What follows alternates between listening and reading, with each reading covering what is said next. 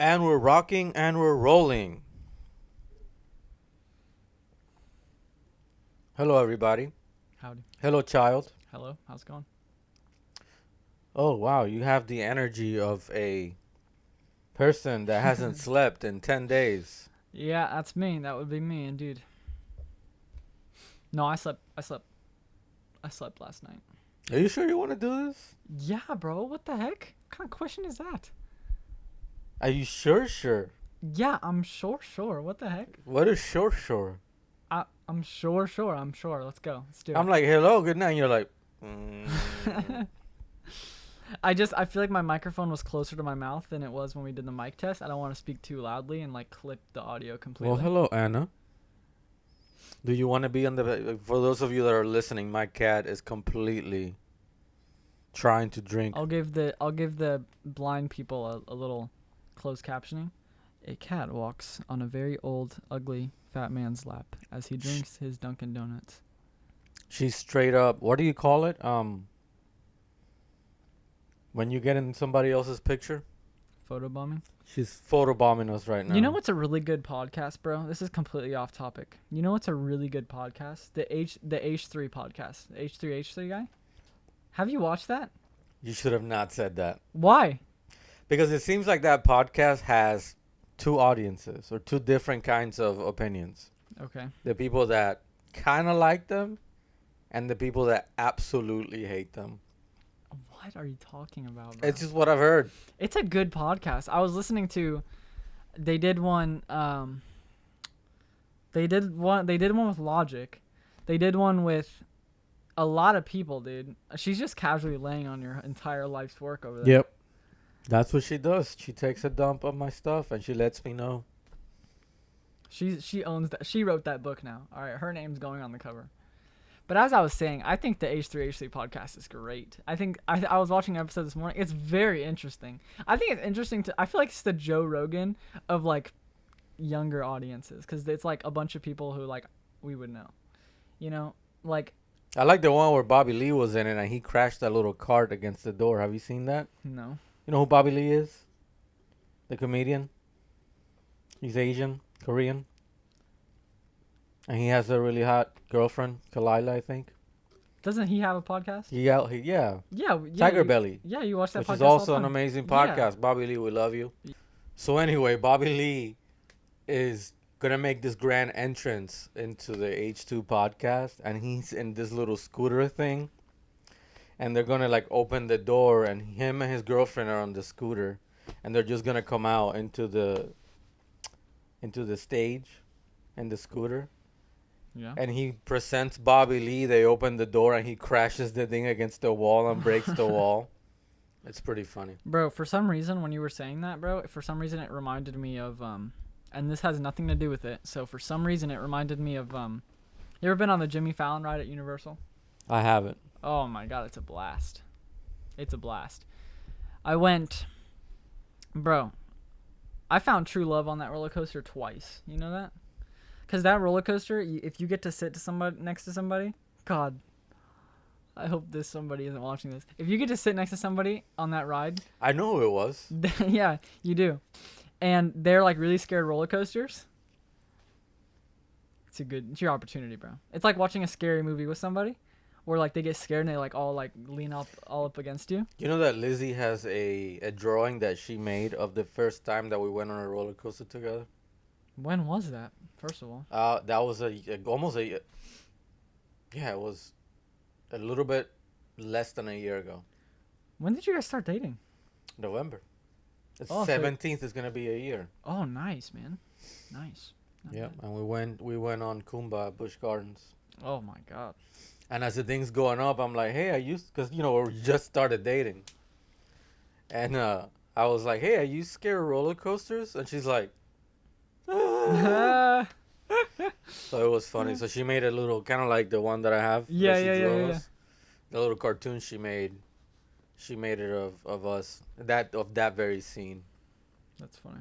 So yeah, I know what you're talking about. But it's bro.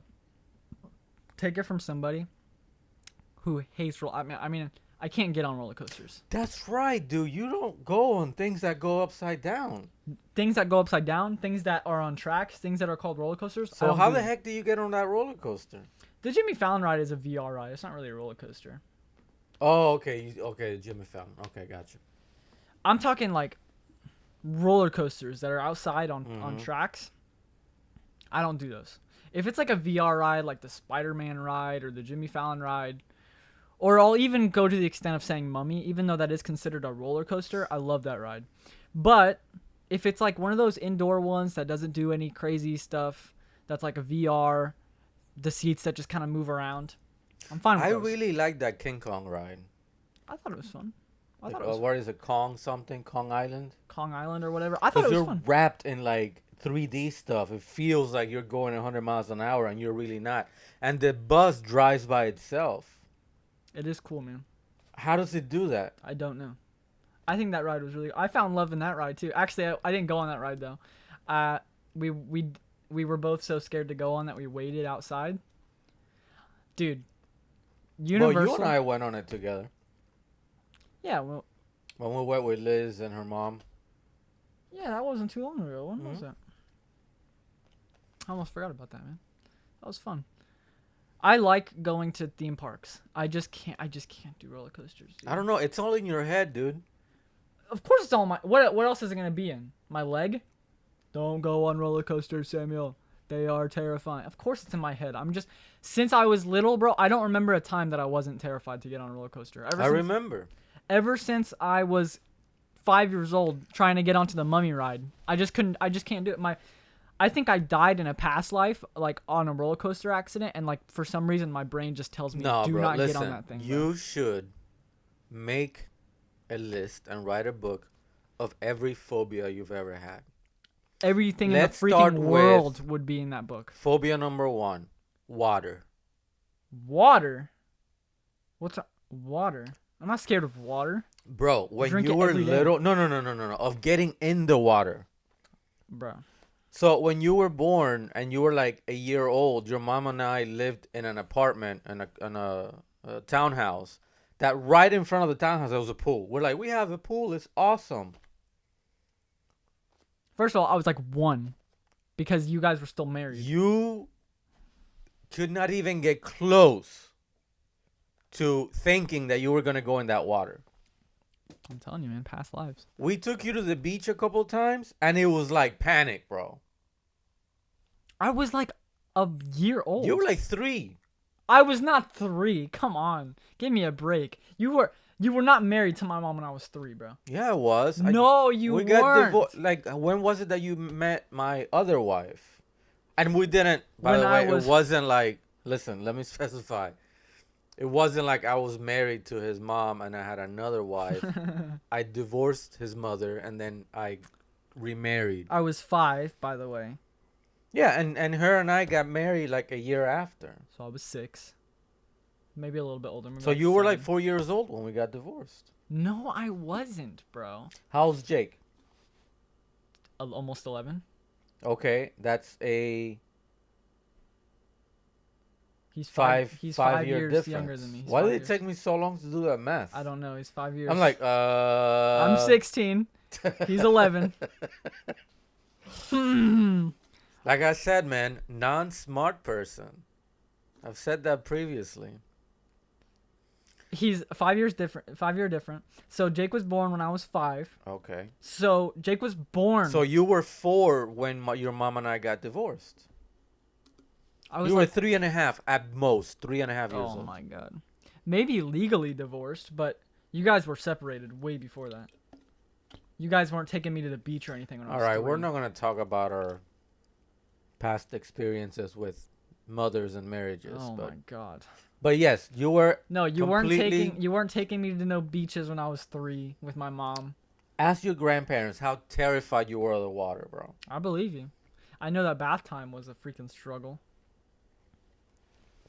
Then, for whatever reason, you got terrified of thunder.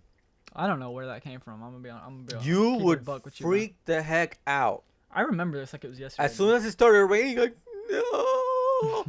Like, remember when we went to Orlando for that vacation, we were at the hotel and it started thunder because it's Florida. Half the year is raining and thundering. Like that's every year. If we're lucky enough not to have a hurricane, it's raining and thundering. It rains every afternoon during the summer in Florida. Every single afternoon. That was a hard summer for me, Doug. And Every this single day kid it could would not, rain. by the love of God, could not listen to the rain because he thought it was going to start thundering and he was going to freak out. And it doesn't stop there. Now you have the craziest phobia. What's that? You want to talk about it? Go for it, man. Go for it. Let's hear it. So, what was it, like 2 months ago? There's more than that. It's probably like 2 or Like 3 2 months ago, you go on a camping trip Mm-hmm. with your girlfriend. Mm-hmm. Somehow, for whatever reason, you might have been dehydrated, whatever. You got really sick and you threw up a lot. Mm-hmm. That is correct. By the way, that's a traumatic experience. Very traumatic experience. I was locked in a bathroom for an hour and a half throwing up with no help and no signal. Throwing up is not a traumatic experience. Throwing up in a bathroom with no hope of anybody saving you is very traumatic, bro. Having a panic attack in a bathroom for an hour and a half, in a public bathroom, people walking in and out, and you are vomiting, and nobody is around, and the next person that you know is a block and a half away, very traumatic. Very traumatic. Let's just say that. Very traumatic. Now, I have nightmares to this day. It was so traumatic. now, every time you feel like that's going to happen Even the again, slightest bit sick, even the slightest bit of you some start gas freaking out. You won't eat for days. for days, yeah. That's And right. you will go into a full-on panic This is all true. because you're afraid that's going to happen again. Yeah. And honestly, you can't tell me that that is completely irrational. It is irrational, the actions that I take, but it's for a rational reason, which is the fact that I have a very low-grade PTSD from a very traumatic If there are any experience I had. therapists listening to this, please help me. Oh, dear lordy. What happens, bro? Okay, you read the Monkey Brain book, right? I did, and I give it to you to read as well. I'm about to quote it. If you're about to cross a street in the morning and a bus almost hits you, every single day after that, you're about to cross that street, you're going to be cautious because that bus almost hit you and that scared you. If you're in the bathroom throwing up for an hour and a half with no hope of anybody being around, you're going to be scared every time you feel a little bit sick that you're going to get in that terrible, terrible situation again. You're at home. But it doesn't Listen, change man, anything. one thing, I don't like throwing up. As a matter of fact, I think throwing up is one of the most disgusting and unpleasant things a person can go through. Especially when you're dry heaving and there's nothing else left inside your stomach and your body's going, we need to throw up more. And you're like, there's nothing left. No, I think there's a little bit left. It's less about the actual throwing up, bro. It's more about being stuck in the terrible, terrible cycle that I just feel like I'm stuck in, bro. Because if I feel sick, bro, and I gotta throw up, I'm gonna throw up. It's not a big deal. You throw up and get it out of your system, whatever. But when you're stuck in a bed feeling anxious 24/7 and you can't go anywhere and you have this terrible feeling in your stomach, you're nauseous, nothing makes you happy, bro. Nothing. I mean, I got so depressed and anxious for the 3 weeks after that, bro. Like, that was the lowest point of my life thus far, bro. Because nothing made me happy. You could give me $1 million and I would be like, yeah, but I feel terrible. It was torture. It was literal torture. And sitting there, especially after you've been working out and trying to build a body, sitting in a bed and watching yourself lose everything that you've worked for, it's agonizing. So when I feel sick, what's going through my brain? I'm going to throw up and I'm going to be in that situation again for 2 weeks, 3 weeks, dying in the worst agony of my life. And it freaks me out. It really freaks me out, bro. So I do everything in my power to avoid it. But sometimes the things that I do are a little bit irrational. Example, not eating for a week. Can't do that. It's very dangerous. And I'm very skinny how I am. But it's tough, man. Yeah, no, I get it, man. Because I like I've been there more than once. I mean, I went through times where I couldn't even go to school because my anxiety was so bad. And anxiety does develop out of trauma or PTSD. And we always assume that PTSD comes from the soldiers that go to war and see horrible things. And when I went to therapy, my therapist, one of the very first things that they told us was that everybody that is alive and that is over 5 years old has some sort of PTSD. That is correct. That is absolutely true. You know, so you got to look at all those things and how they affect you and how they affect people differently. And of course, you have probably been through some things that other kids haven't at your age, and there's some built up trauma there from when you were little. And I think that may have some kind of relation to these phobias that you get, to where you're subconsciously trying to express your fear of other things and your fear of chaos and your fear of insecurity and not knowing what's going to happen through these other avenues that your mind is putting together when you feel this way. And again, I'm no therapist, but that's the way that it sounds like. And the thing is that I don't know how to help him. I mean, we've tried a whole bunch of things, and then you feel better for a while, and I'm like, he's good. Then 3 weeks later, I'm dying, man. I'm never eating again. I'm like, what do you mean you're never eating again? I don't want to throw up. It's a vicious cycle, man. It is such a vicious cycle, and I'm like up to here with it, bro. I can't. I just can't, bro. It's so, and like, it's gotten to the point, bro, where like I miss the everyday anxieties that I used to have like a couple months ago. Where like my worries were like, oh, I gotta turn in this assignment on time. Oh, my girlfriend is gonna cheat on me. I wish I had those anxieties nowadays. I'm so tired of getting anxious. So what you're saying is that she already cheated on you and you don't have to worry about that anymore? No. What I'm saying is that I wish I had regular person anxieties and not crazy mental person anxieties. Well, we're crazy.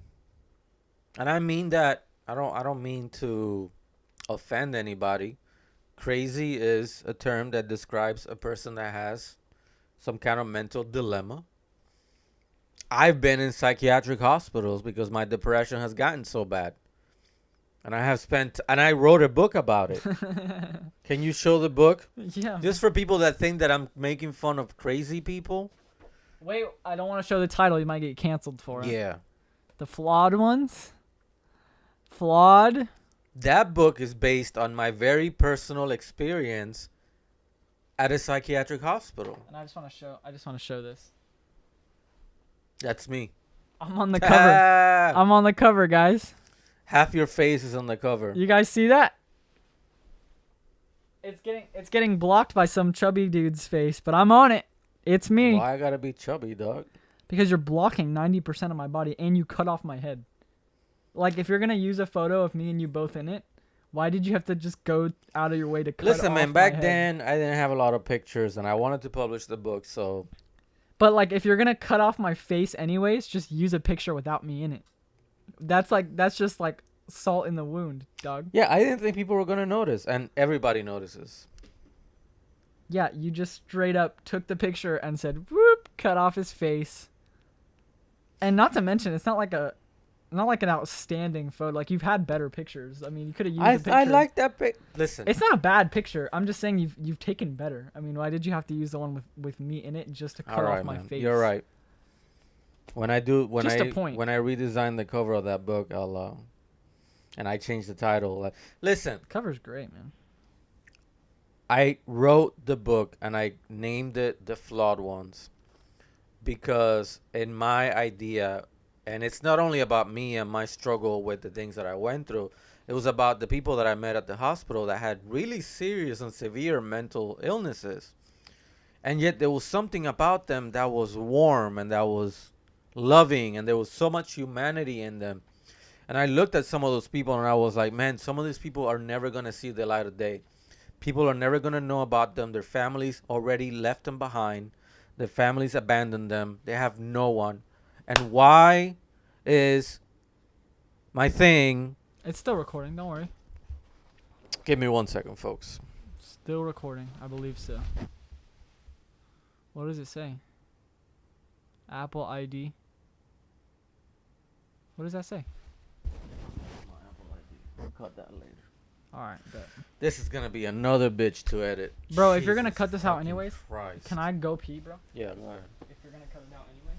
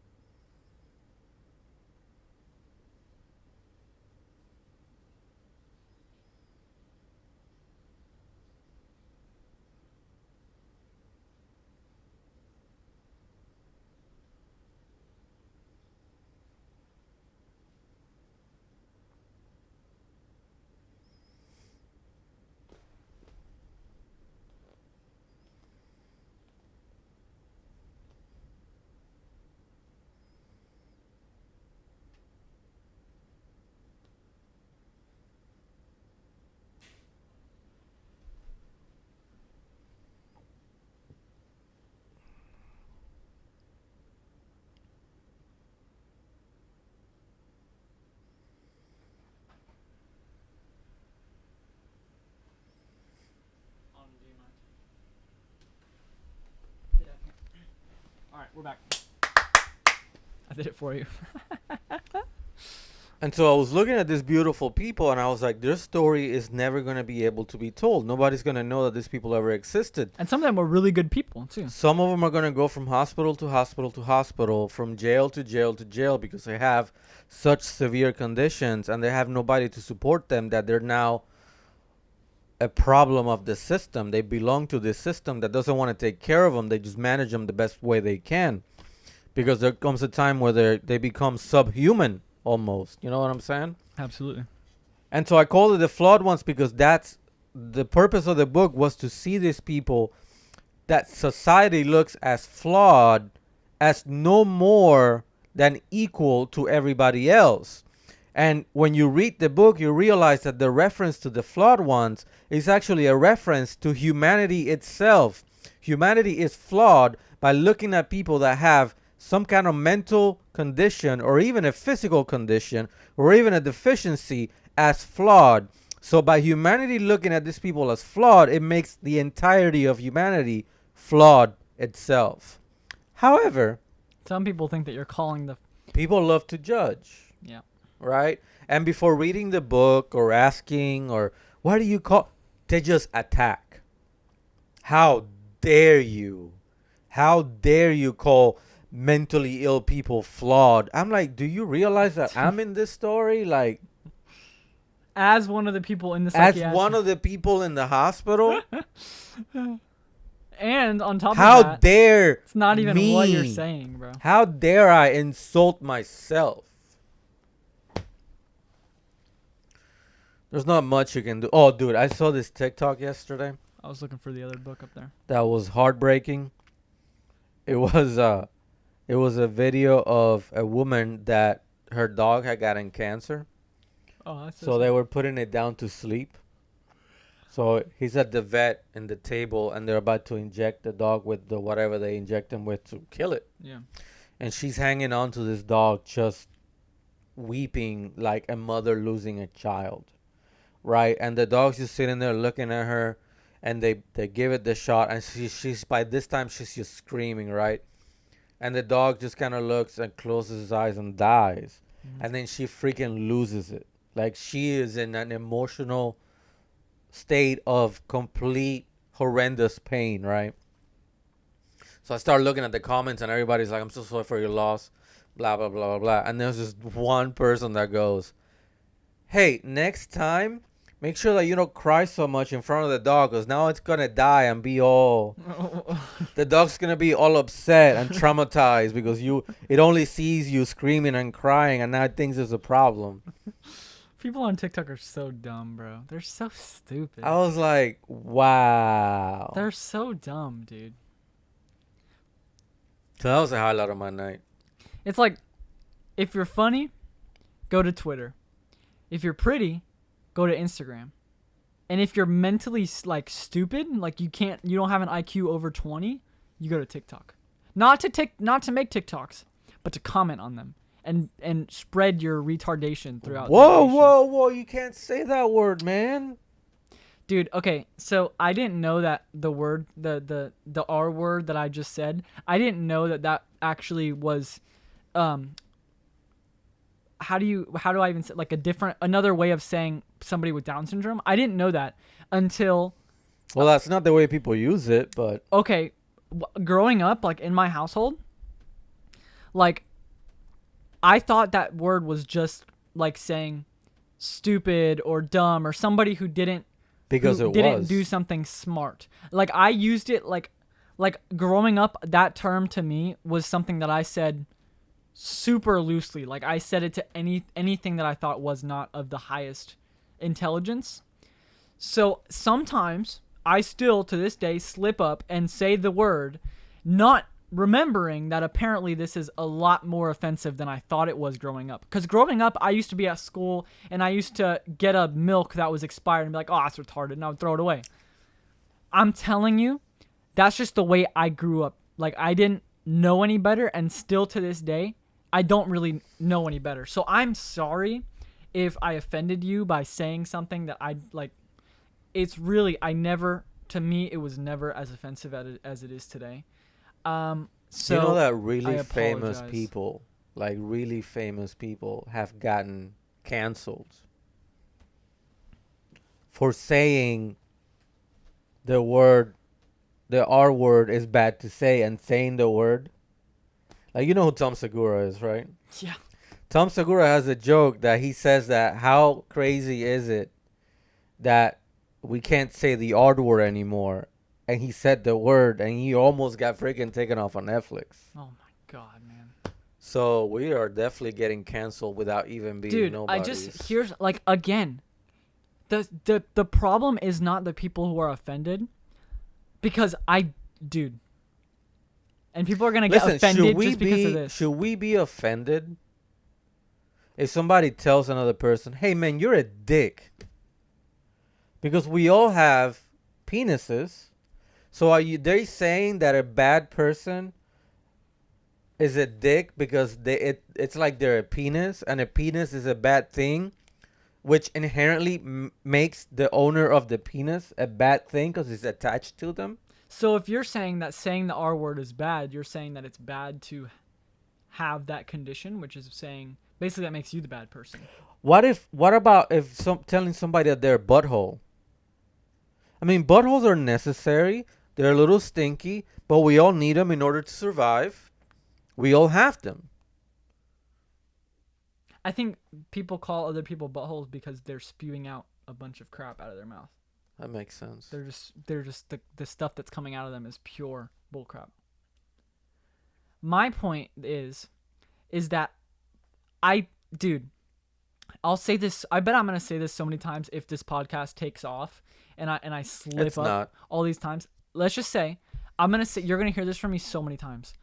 For anybody that I may ever offend, like truly, like they watch something or they hear something and that like hurts them personally, like they're like, oh my god, like it reminds them of somebody that they know, or it like genuinely hurts their feelings, my apologies. But for the people who just want the drama, for the people who just want to be part of this like movement or start this thing or just cause problems, I'll never apologize. I'll never be truly sorry to those people, because they're just trying to make problems. They're not truly hurt by it. They're just assuming. They're either, one, assuming that somebody else is going to get offended, which none of your business. Second off, or two, they're pretending to be offended because they want to start problems.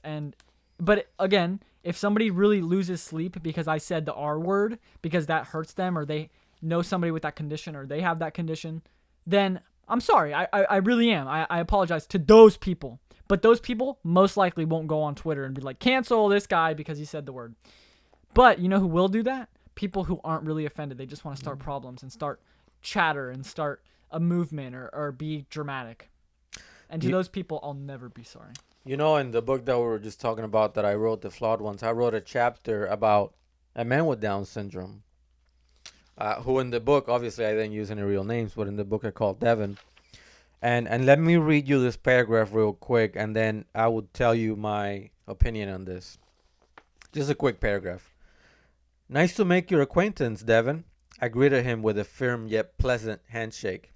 His eyes parted ways with the food momentarily, and he looked at me with a smile like I hadn't seen before, pure as spring water, honest, without ulterior motive or agenda. I had never experienced such transparency, not even in younger children. Devon had no secrets. He was an open book that kept being written as the days came and went, and he welcomed you to be a valuable contributor to his story.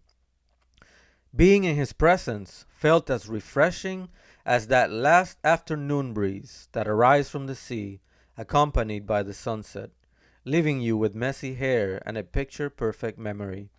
His smile was unadulterated and true, missing the flaws and the conniving nature of the rest of humanity. I had not experienced anything like Devon's smile before. In my 37 years of life, I have never used the R word to refer to Devon. But you, and I'm just making an assumption, have you ever used the R word to refer to a situation that may have not been of the highest intelligence? Absolutely. Because I know I have, and I probably still do sometimes. I've never said, like you said, I don't think I've ever referred to that. I've never said that word referring to a person who actually has Down syndrome, but I have referred to situations that maybe were not of the brightest IQ to as the R word. And so I hear your point exactly. I think that if you're, it's like, dude, it's like the N word. Honestly, first of all, I've never said the N word, so don't get too scared. But if you're reading To Kill a Mockingbird and you read the words in the book, you shouldn't get canceled for that because that's what the book says. It's not your words. You're not referring to anybody. But if you obviously refer to a person as that word, then there's obviously going to be people who are offended from it. We cannot. I remember when I was in 11th grade and I was in my history class, there was a kid that asked the teacher, Mr. whatever his name was, Mr. Johnson, why do we have to learn this stuff of history? And he looked at the kid, and I will never forget what he said. It's very simple. He said, because history and learning from it is the only way we have to learn from our mistakes and not make them again. But we continue to do it anyways. We are... How many times have somebody told you, learn from your mistakes? The only way to grow is to fail. Because when you fail, you learn what not to do. And by learning what not to do, you avoid doing it in the future. And you become better. As humanity, that's what history is. We have to learn about the things we did as a society, as a species, to be able to avoid it. Unfortunately, it seems like we could just keep getting worse and not learning because we're avoiding learning from our past. And now we're not even avoiding it. Now we're trying to delete the past. Yeah. So no, I will never and have never used that word to diminish somebody, to make them feel bad, to, treat them as a lower kind of human. Because when I wrote that about this guy that I met that had very severe Down syndrome, he really was a glass of fresh water in a very dark world. Because a lot of them don't seem to be able to inhale the negativity of the world. In such a dark and painful and just horrible world that they live in, they find a way to have a smile on their face and to make the best out of everything. And Devin would sit there and he would just draw the most amazing pictures. And it was a pleasure to have met him. And I hope that he's doing well. And I hope that he's still hanging on and he's still enjoying his life to the best of his abilities. That's all I gotta say. What was he at the psychiatric hospital for? Well, they don't tell you what people are there for. What are you in for, buddy? You know, I'm not really sure. Not really sure. I'm not really sure, but maybe they were changing his medication. Maybe that he was getting some testing done. Maybe he was getting a special treatment that they couldn't do at home. This might be a really inappropriate question. Oh my god! Inappropriate question to ask you, but I'm genuinely. Did you meet any like Arthur Flex at the psychiatric Who's hospital? Arthur Flex? The Joker. You meet any of those schizophrenics? People? Not schizophrenics necessarily, but I'm talking about people who are like you think that they would like go shoot up a school or something. Absolutely. The last on my last day, there was this guy which I also write about in the book.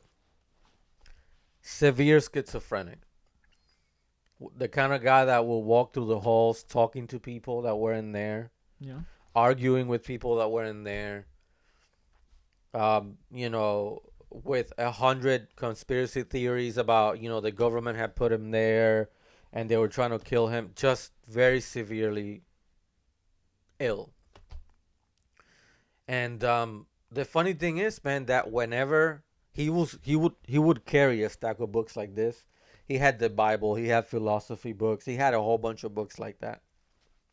And he would always carry them with him. And everybody was afraid of him because he tended to get violent. And one day, the time that he took his medication, there was a couple of hours that he was like a normal human being. And I remember that I was sitting at the table in the dining room, and he came and he sat in front of me. And I was like, "Can I see your Bible?" Because at the time I was still religious, and he had a Bible from my religion with him. So he started talking to me about the Bible and the books. And he was like having a conversation with a normal, super smart person. And some of the things he said made no sense. But at the same time, you're like, what if they're just seeing the world from a different angle?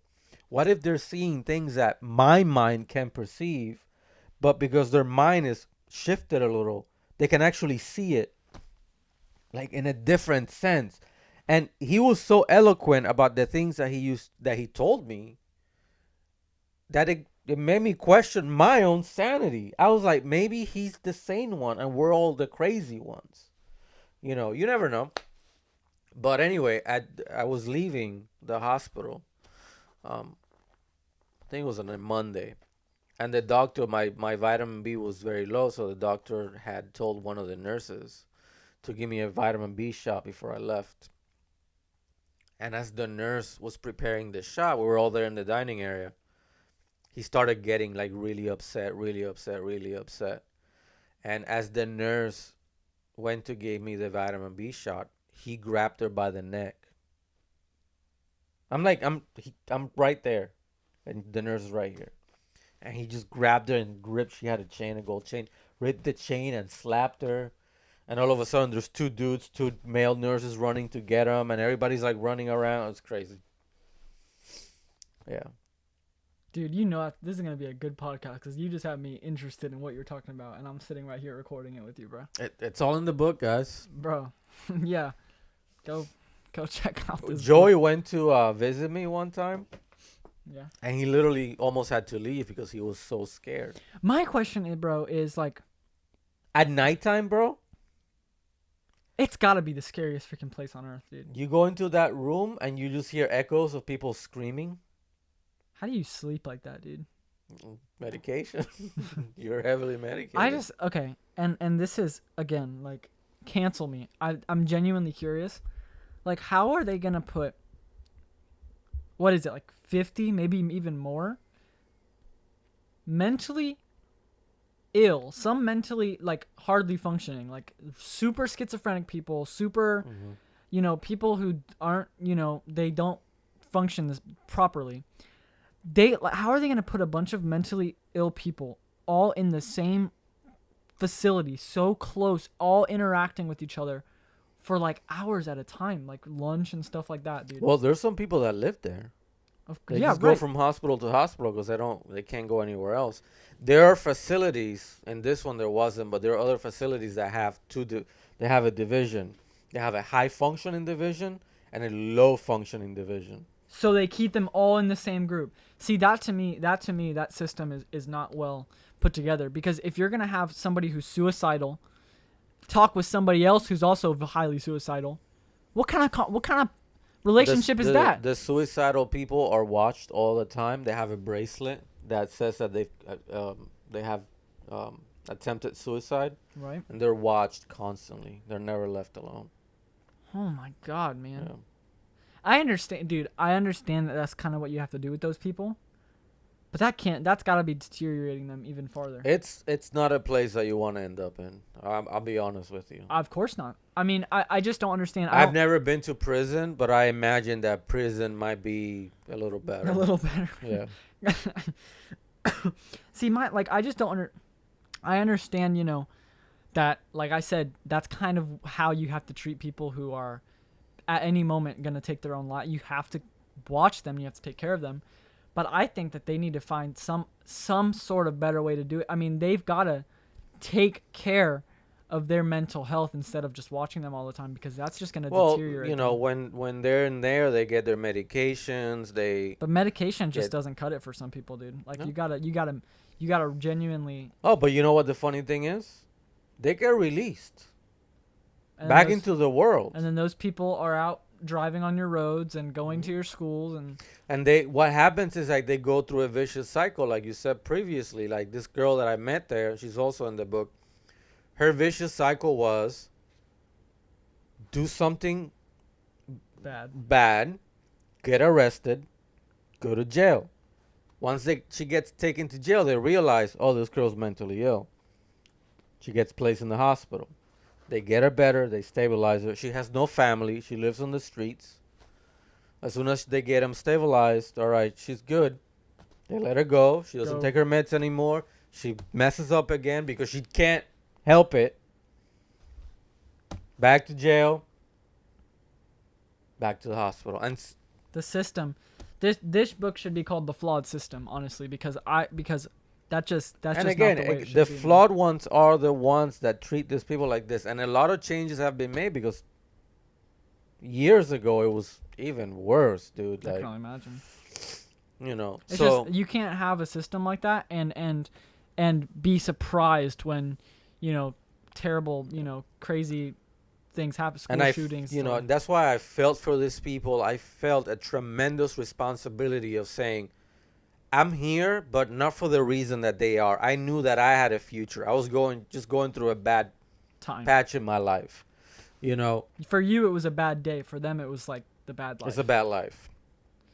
So There was this guy there that was like 70 years old. And I remember that one of the nurses was feeding him because he was going blind. He couldn't see anymore. And another nurse came by and she was like, don't do that. He has to learn how to eat on his own when he gets out of here in a week. This man's going blind, can't feed himself, and they're gonna let him out there in the week. See, I don't agree with that at all, man. I don't. Let me run a psychiatric hospital for a couple weeks. Actually, don't do that. I'm not. Bro, if you ran a psychiatric hospital, you would be the patient number one. Hey, Johnny, the boss is afraid of throwing up again. I need you to quote that. Again, man, not making fun of you. I try to help you as much as I can. I don't want people to think. Yeah, don't suck up to the podcast now.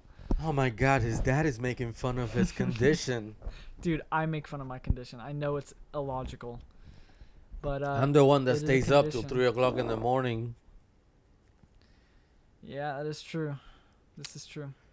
I got something for you. Oh, I got something for both of us. okay. In usual father and the kid fashion. All right. So I've been editing the podcast that we've done before, and I realized that I suck really bad at something. What's that?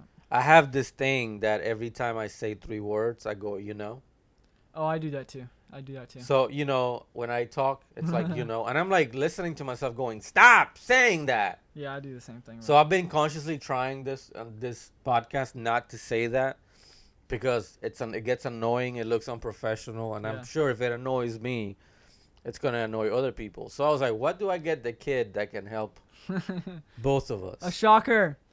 A shocker. So I got you a little gift. Oh, dear Lord. Oh, no. Now, listen. Put your hands where I can see them. That I've never had a Nerf gun before. And Never? I was not aware. You never had like Nerf gun fights with your neighborhood kids? No. I never had any neighborhood friends. So I grew up in a cult. Anyway, listen. I had no idea that those things shoot that hard. They shoot pretty hard. So here's the thing. I'm already scared. I'm regretting my decision. You gave me a gun? Wow. So every time I say I get to shoot you. you get to shoot me. Not in the face. Not in the You're face. not going to take my eye out. Oh, come on. So let's get it over with. All right, man. So shoot me just once. All right. Oh, God. Hold on. I'm not ready. I'm not ready. I can't believe you never had one of these. All right, go. Oh, my God. Dude. This is going to work out great. Fun episode. Did I shoot you in the balls? No, bro, stop. I Oh. also got you They call me Deadshot. plenty of ammunition. Woo! Plenty of ammo for all the you-knows in the game. This is going to help out the podcast tremendously. I think it's going to bring the podcast to a new level of quality. So I just want you to hang on to that. And as you hear me saying the words, yes. those words, you're just going to shoot me. I will indeed. And this is a very good gift. I'm so glad that this is something that we have. My thought was to get you a bat. So I can whack you with a bat? Yeah, and then I was like, that might be a little too much. It might get out of hand. You know what we really need to do is we need to put little thumbtacks inside of them, poking out. Then it would really be intense. Imagine getting shot with one of these with a thumbtack hanging out, sticks right into your I'm leg. scared enough already, dude. We're like 2 feet apart. This Let me is see. great. Look Don't at this shoot me thing, with bro. Whoa. That's some serious force right there. That's crazy, bro. Bro, you never had like the you never had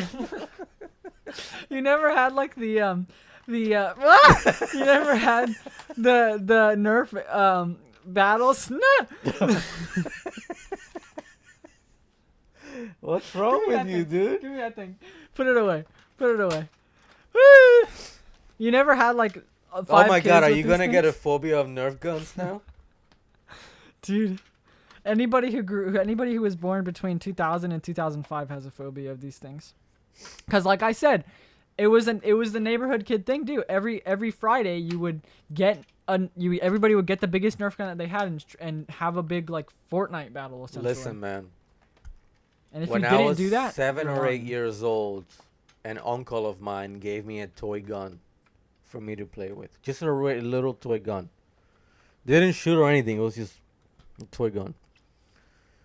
And it got taken away from me, and I was told that it was forbidden for me to play with guns because guns kill people.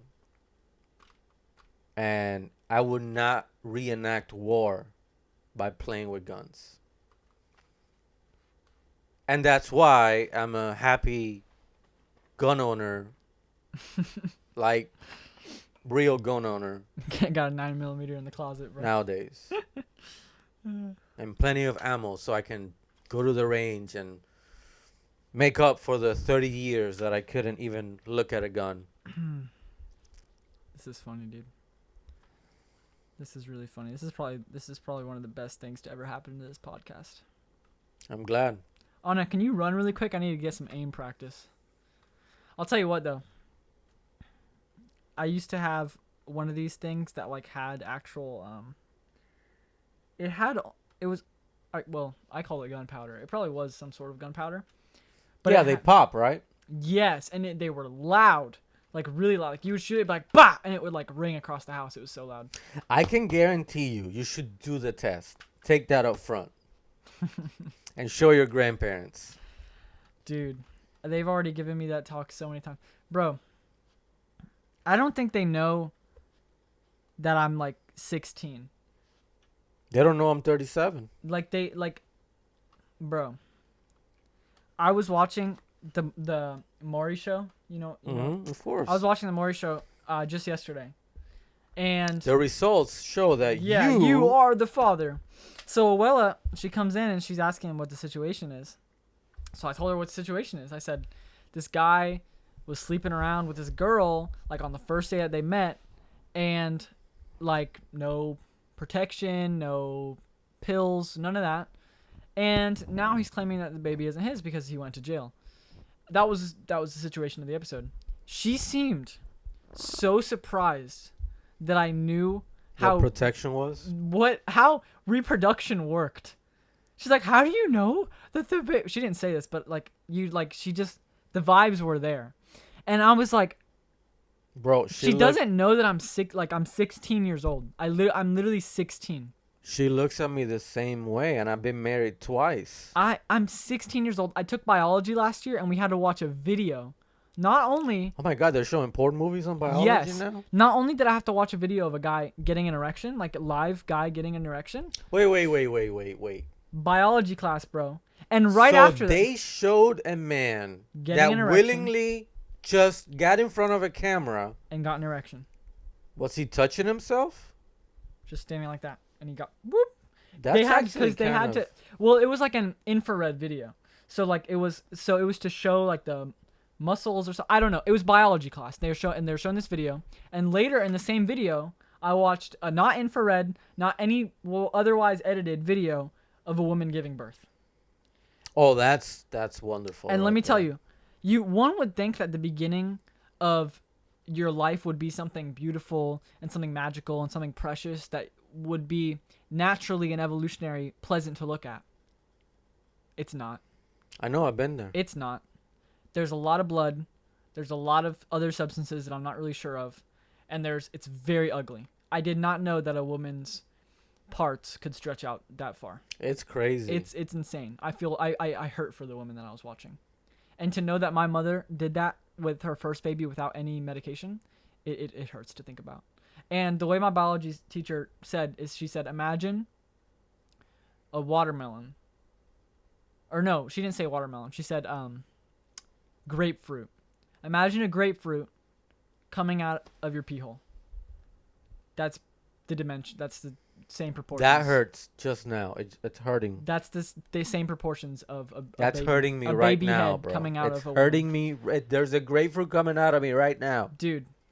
So I wanted to tell Abuela in this thing, like in biology class, something that we're forced to watch for educational purposes. I've seen a man's penis getting erect, and I have seen a woman giving birth to a child. And I mean, the camera was right there in between her legs. Boom, vag, baby comes out of it. I've seen that with my eyeballs for educational purposes. What do you think kids my age see for non-educational purposes? And you're sitting here surprised that I even know that people sleep together and then that's what makes babies. I was thrown back by that, dude. I really was. 16 years old, guys, and she doesn't know that I know that you have to have sex to make a baby. So when I was little, I always wanted to be an artist because I like to draw a lot, and I thought that I wanted to do it professionally. I was really bad at it. My stick figures weren't the best. But I told my parents that I wanted to go to a art school. Mm-hmm. And they say that I couldn't because in art school they make you draw live people that are nude. Yeah. And you couldn't look at naked people? No. To go to like art college. Mm-hmm. Do they know that Adam and Eve didn't have any clothes? I don't want to talk about that. Did they know that Adam and Eve saw each other naked all the time? Do they know that they keep their... Never mind. Dude, the best thing happened to me this week. Have I ever told you about the book that got me in trouble in high school because we had this assignment for English? And the assignment was that we had to go to the library and pick out a book and read it and then give a report on it. Right. Yeah. Yeah. Yeah. And that's really when my love of reading and of books. I already had an certain enthusiasm for books, but I remember that as I was becoming a teenager and getting hormonal and all this crazy stuff, I was doing a lot more writing, and I started doing a lot more reading. And after I read this specific book, um, I really fell in love with reading. Mm-hmm. And I would get in trouble because I would be in math class and I would have the book like underneath the desk, during math class. and I would get in trouble and all that stuff. And ever since I left high school, which was a long time ago, I've been trying to find this book. All I knew was the freaking title of it, and I would look it up online and I couldn't find it. And I would look it up in Amazon and I couldn't find it. Back then, Amazon was solely books, though, wasn't it? Yeah, Amazon Star is a bookseller, but even lately, every time I talk about it, I try to find this book. I go on Google, try to find it. Nothing. What was the name of it? Beyond the Reef. Beyond the Reef? I've heard of that. I'll search it up for you. Do you remember who the author was? Probably not. Todd Strasser. What? Do you still remember the name of the author? I do because I found it. Oh, snap.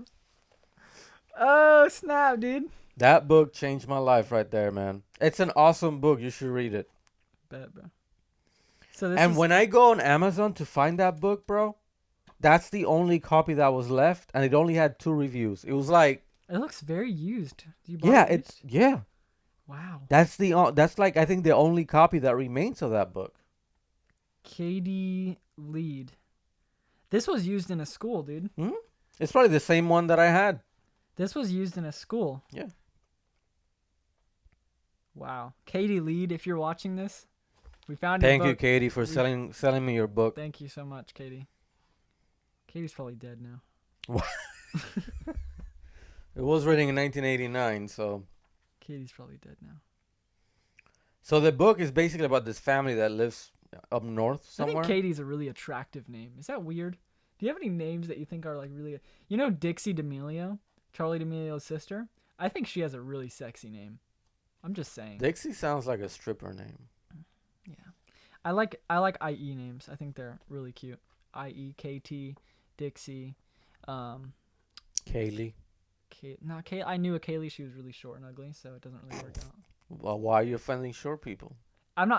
Dude, my girlfriend's like 4'10". I'm just saying she was short and ugly. I mean, you can be short and pretty, but you Why can't are be you short and ugly. offending ugly people? It's just not my type. She might be pretty to some. She probably is pretty to somebody, but she's not pretty to me. But I think that IE names are like really hot. Do you have any names that you think is like like if you were to just hear a girl's name, be like, she's probably cute. I think Katie Lee's probably pretty cute. I mean, she is dead. She is dead now, so I don't really have a shot. But I think Katie's. If she's not dead, she's like 56. Yeah, she's probably dead. Divorced Yeah. 3 times. There's also like some kind of M name in here. Miles. I knew a kid named Miles. I know a kid named Miles too. Not the best kid, to be honest. Had a little bit of a drinking problem. Oh. You never answered my question though. Do you have any names in the world that you're just like, wow, it's a cute name? I like Amelia. Amelia. It's kind of weird. Reminds me of Amelia Clark, and I love her. She's the mother of dragons. Is that the girl from Game of Thrones? The blondie? She is kind of bad. I'm not gonna lie. Who's the Isn't the actress a redhead though? In real life? No. She isn't. Bro, have you seen the show Modern Family? The daughter, the older daughter, she is super fine. Here's what I don't understand though. How come you can see an actor or an actress in a movie or a TV show and they look so freaking good, but then you look them up on Google and you're like, even Margot freaking Robbie, the hottest woman to exist in the freaking world right now. How come I look up Margot Robbie on Google and it's like the ugliest pictures ever? Like, do they not have any better pictures of her? Oh, remember that these people go on shows and like red carpets and stuff, and they're literally taking 100 pictures of them, and some of them are not gonna be great. So like, why don't they post like pictures where they look good, bro? Like the other day I saw Modern Family and I'm like, dang, that girl, she's really cute. So I looked her up on Google, and I'm like, bro, why does she look like that? And then I did the same with all like celebrities who I thought Have you seen the young one now? were attractive. The young one. The little sister. The one with the glasses? No. She's all grown up now, and all she does is take pictures in like extremely skimpy outfits and Really? stuff. That's sad. Well, it's not sad. I mean, I'm sure she probably banks off of it. She doesn't look like that anymore. I'll tell you that much. Really? I can't She say. was the ugly one, Can't say much more than that. dude. But I want answers, dude. Like why is it that I can see the finest actor in a movie, look them up on Google, and they're butt ugly? You know who else? Girl who plays Wanda in Avengers. Oh my God, she is so good looking. But then you look her up on Google, and she's not like I'm sure she looks that good in real life, but the pictures that they put on Google, dude, You gotta put hot after their name. so bad. So it comes up with the best So pictures. bad.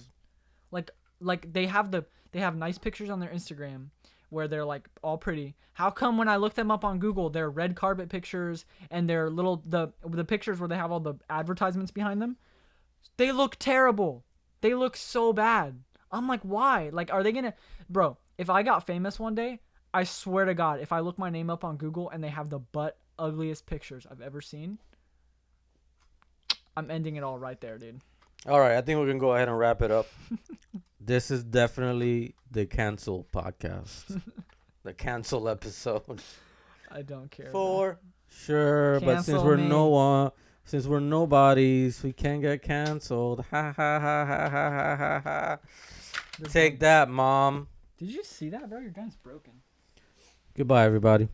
See you later, alligators.